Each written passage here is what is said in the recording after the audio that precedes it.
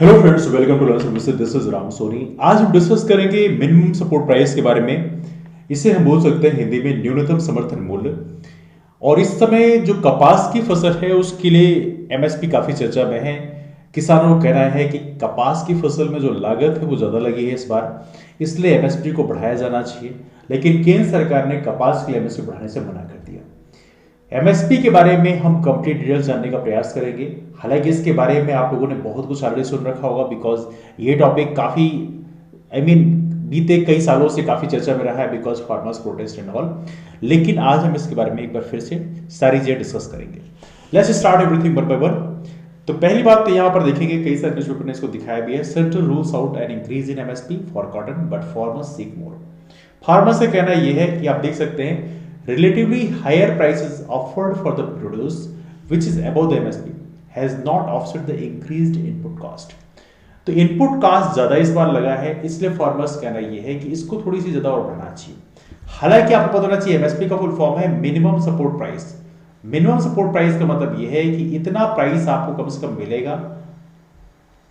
That's why it is called as a minimum support price. अब यहां पे चीज समझना है, मार्केट में कितना भी पैसा मिले आपको, लेकिन कम से कम इतना मिलेगा। लेकिन कमाल की बात यह है कि मिनिमम सपोर्ट प्राइस अब मैक्सिमम सपोर्ट प्राइस बनता जा रहा है। क्यों? बिकॉज एमएसपी जितना गवर्नमेंट डिक्लेयर करती है, मार्केट वाले यूजुअली उससे कम ही पैसा किसानों को देते हैं। तो जो मिनिमम सपोर्ट प्राइस टर्म था वो मैक्सिमम सपोर्ट प्राइस बनता जा रहा है। बट एनीवे वो एक अलग टॉपिक डिस्कशन का है। लेकिन एज आप नो एमएसपी के बारे में समझते हैं बेसिकली ये क्या है और कॉटन का केस क्या है। देखिए एमएसपी जो है मीडियम स्टेपल कॉटन की बात करें 2022-23 के लिए, जो कि खरीफ सीजन में आती है, इसके लिए 6080 रुपए डिक्लेयर किया गया। देखिए यहां पर आपको समझना है कि जो कॉटन है, कॉटन एक खरीफ फसल में आता है और आपको पता होना चाहिए कपासी मिट्टी भी होती है, that is called cotton soil. आपको पता होना चाहिए ब्लैक सॉइल जो है, जिसे रेगुलर मिट्टी के रूप में जाना आता है, इसे हम कपासी मिट्टी भी बोलते हैं, बिकॉज ब्लैक सॉइल में कपास का उत्पादन यूजुअली ज्यादा होता है। यदि आप मध्य प्रदेश जैसे राज्यों की बात करें तो मध्य प्रदेश जैसे राज्यों में आप देखेंगे कि जो कॉटन का उत्पादन मोस्टली जो वेस्टर्न साइड में ज्यादा होता है, मतलब मालवा के अंचल में आपको कपास का उत्पादन ज्यादा मिलेगा, बिकॉज वहां पर काली मिट्टी पाई जाती है। नाउ फार्मर से कहना यह है कि they got prices much higher than MSP for their produce. It was inadequate given the rise in the price of input items, जैसे सीड है, पेस्टिसाइड्स हैं, फर्टिलाइजर्स हैं। इनपुट कास्ट उसके बढ़ गए और इसके चलते उनका कहना यह है कि एमएसपी को बढ़ाया जाना चाहिए। नाउ मिनिमम सपोर्ट प्राइस के कॉन्सेप्ट को समझेंगे, लेकिन उससे पहले हम लोग टाइमलाइन समझ लेते हैं। टाइमलाइन क्या है? देखिए 1947 के पहले की बात करें तो भारत की जो कृषि है उसकी कंडीशन काफी क्रिटिकल थी, बिकॉज अंग्रेजों के टाइम में इंडियन एग्रीकल्चर डिवास्टेटेड कंडीशन में था, बहुत ही क्रिटिकल कंडीशन में था। 1957 की हम बात करें, उस समय फूड ग्रेन इंक्वायरी कमेटी बनाएगी। इसका पर्पस ये था कि एग्रीकल्चर की जो अर्निंग इश्यूज हैं, एग्रीकल्चर से किसानों की कितनी कमाई हो रही है, उस चीज को एड्रेस किया सके। अब पता होना चाहिए हमारे देश में एग्रीकल्चर जो है, इनकम टैक्स एग्रीकल्चर की इनकम पे नहीं लगता। This is what you should know about that, कि एग्रीकल्चर की जो इनकम है वो उसमें इनकम टैक्स किसी भी तरह से नहीं लगता। 1964 में फूड ग्रेन प्राइस कमेटी ने, जो कि एल.के. झा उस कमेटी के हेड थे, उन्होंने एमएसपी रेजिम को स्टार्ट करने की बात की और 1967 में पहली बार एमएसपी अनाउंस किया गया कि एक प्रोड्यूस के लिए, रबी खरीफ फसलों के लिए प्रॉपर तरीके से मिनिमम सपोर्ट प्राइस दी जाएगी। इसे बोलते हैं न्यूनतम समर्थन मूल्य। याद रहे एमएसपी जो है सेंट्रली स्पॉन्सर्ड नहीं बल्कि सेंट्रल सेक्टर स्कीम है। मतलब यहाँ पे एमएसपी में जो पैसा है वो केंद्र सरकार देती है। यदि कोई राज्य चाहे कि वो एक्स्ट्रा पैसा दे दे, तो यदि केंद्र उसे मना कर देती है तो फिर नहीं दे सकती। जैसे मध्य प्रदेश सरकार की बात करें तो कांग्रेस गवर्नमेंट जब थी, थोड़े टाइम के लिए कमलनाथ सरकार आई थी, उन्होंने बेसिकली गेहूं में बढ़ाने की बात की थी, एक स्कीम लाकर उन्होंने ऐड भी किया था, लेकिन बाद में केंद्र सरकार ने कह दिया था कि ये एक्सेप्टेबल नहीं है और बाद में उसको रिजेक्ट कर दिया गया। इसके बहुत सारे रीजन है, हालांकि केंद्र सरकार के अपने अलग लॉज हैं, लेकिन इसका एक वजह और भी है। वजह यह है कि जो एमएसपी है, मिनिमम सपोर्ट प्राइस, ये आता है एम्बर बॉक्स सब्सिडी में, वर्ल्ड ट्रेड ऑर्गेनाइजेशन के एम्बर बॉक्स सब्सिडी में आता है। इसलिए यहां पर अपने आप कॉम्प्लिकेशन हो जाता है। एमएसपी आप जितना बढ़ाएंगे, वर्ल्ड ट्रेड ऑर्गेनाइजेशन के नाम से आप उतना अलग होते जाएंगे, इसलिए आपको फ्यूचर में दिक्कतें आ सकती हैं।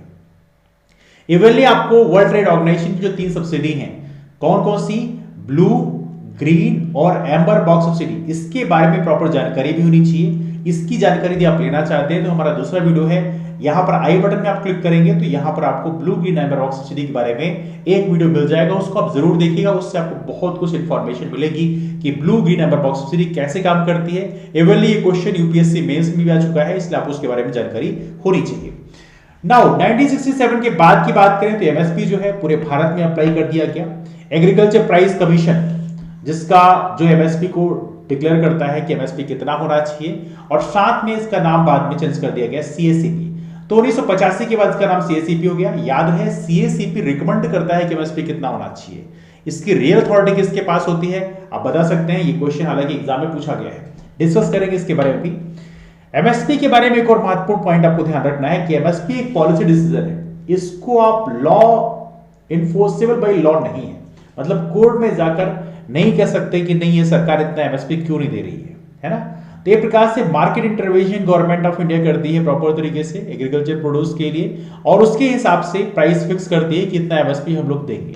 यदि सरकार उसकी प्राइस कम फिक्स करती है तो चूंकि ये एक पॉलिसी डिसीजन है, इसलिए आप उसमें उस मामले में कोर्ट में नहीं जा सकते कि नहीं सरकार इतना प्राइस क्यों हमें दे रही है, इससे ज्यादा क्यों नहीं दे रही है। इस मामले में यहां पर थोड़ा सा चेक है ना। इसके ऑब्जेक्टिव की यदि हम बात करें, इसका मेन ऑब्जेक्टिव क्या है, ऑब्वियस सी बात है, एक सिंपल सी बात है, फार्मर्स प्रोडक्शन करते हैं लेकिन कई बार उनका सामान यदि नहीं बिकता है तो वो ऐसी क्रिटिकल कंडीशन ना हो कि उनका सामान रखा रखे खराब हो जाए।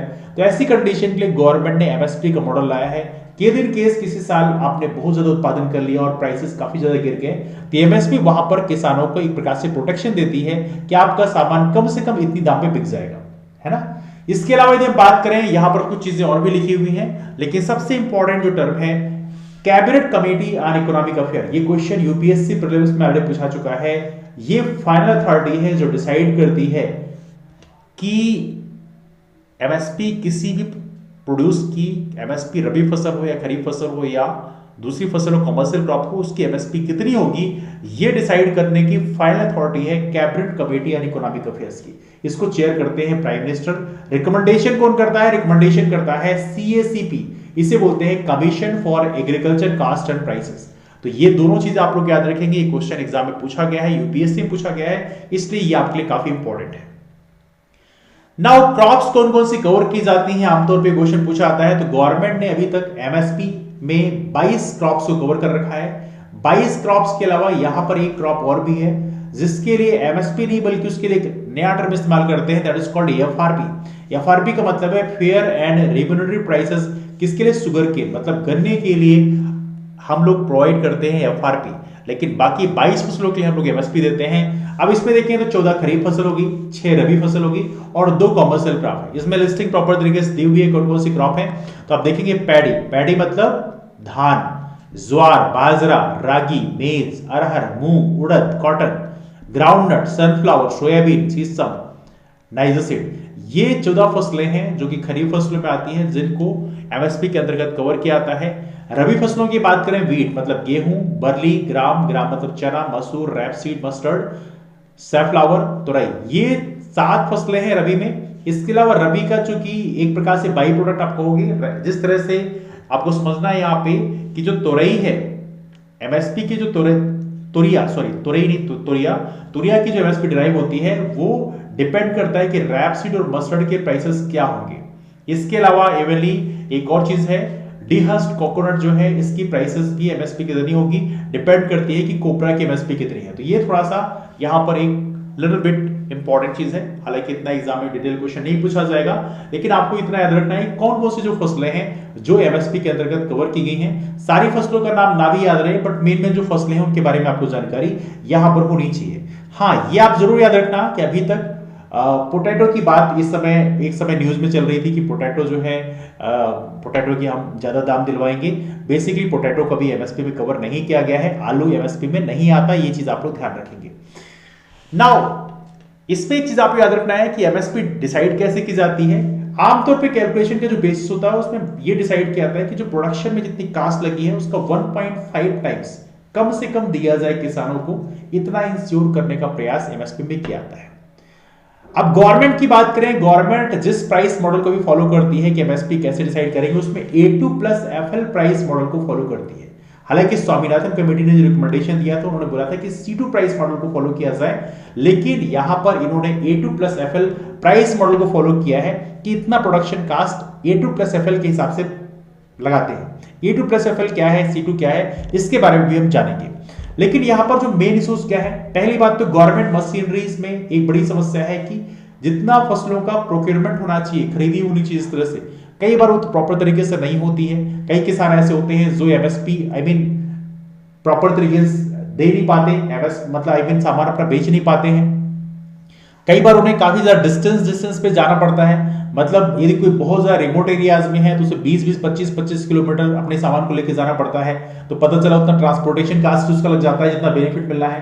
तो ये बड़ी समस्या है। इसके अलावा एक और बात है, बहुत सारे फार्मर्स ऐसे हैं जो MSP रिजिम से अनकवर्ड है।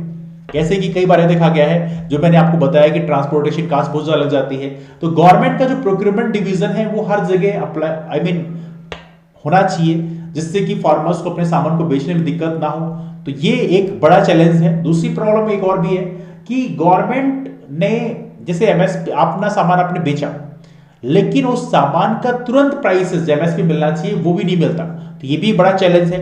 MS स्वामीनाथन कमीशन की रिकमेंडेशन जो है कि MSP को जो है किस तरह से फिक्स करना चाहिए, प्रोडक्शन कास्ट किस तरह से लगानी चाहिए, वो भी अनइम्प्लीमेंटेड है। क्योंकि आप लोगों से पहले डिस्कस किया कि MS स्वामीनाथन कमीशन की जो रिकमेंडेशन थी वो ये थी कि C2 प्राइस के हिसाब से प्रोडक्शन कास्ट को फिक्स किया जाए, लेकिन ये रिकमेंडेशन को नहीं माना गया। नाउ जान लेते हैं बेसिकली ये सब क्या चीजें हैं, A2 क्या है, FL क्या है, C2 क्या है। तो याद रखिए CACP जो है सिर्फ A2 प्लस FL को ही मेनली कंसीडर करता है, C2 कास्ट को भी कंसीडर करता है, लेकिन इसको फॉलो नहीं करता है। समझना है कैसे, मैं समझाने का प्रयास करता हूं। देखिए लिखा है it reckons only A2 plus FL cost for return, जो आपको पैसे देना है उसमें A2 प्लस FL कॉस्ट को फॉलो करता है। लेकिन C2 कास्ट की बात करें, इसको बेंचमार्क रेफरेंस ग्रुप में फॉलो जरूर किया जाता है, लेकिन आपकी प्राइस डिसाइड करने में उसको फॉलो नहीं किया था। Cabinet committee on economic affair की बात करें, ये फाइनल डिसीजन लेती है कि MSP कितना होगा। अब देखिए यहां पर समझते हैं A2 कास्ट क्या होती है। A2 कास्ट में जितना भी पैसा आपका लगा है, इसमें सीड है, फर्टिलाइजर है, पेस्टिसाइड्स हैं, बाकी आपने हायर लेबर जो आपका लगा है, लीज इन लैंड है, फ्यूल है, इरिगेशन है, ये सारी चीजें बेसिकली इसमें कवर हो जाती है। किसमें? A2 कास्ट में।